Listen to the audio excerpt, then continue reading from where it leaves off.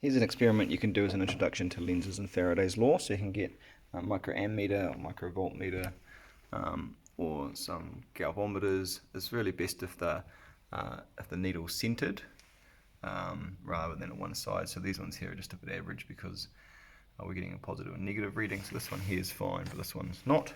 And so if you put a north pole in, you can see that there's a reading. If I pull it out, you're getting a reading. And so you can say, well, how do you make that the largest? And so if you go in as fast as you possibly can, so changing velocity. What is if you use a bigger magnet?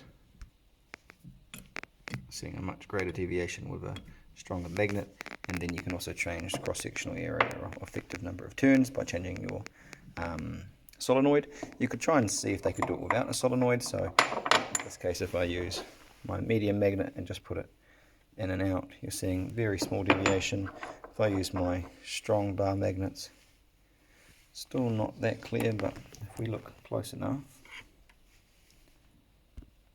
we are seeing some needle movement by the magnet moving in and out. And then you say, well, how do you make that stronger? Well, what is if you make that into a coil? You can also try using the large galvanometer. This is quite good for demonstrations. If you pile up multiple magnets together, you're getting that change over a longer period of time, and so that can be quite good.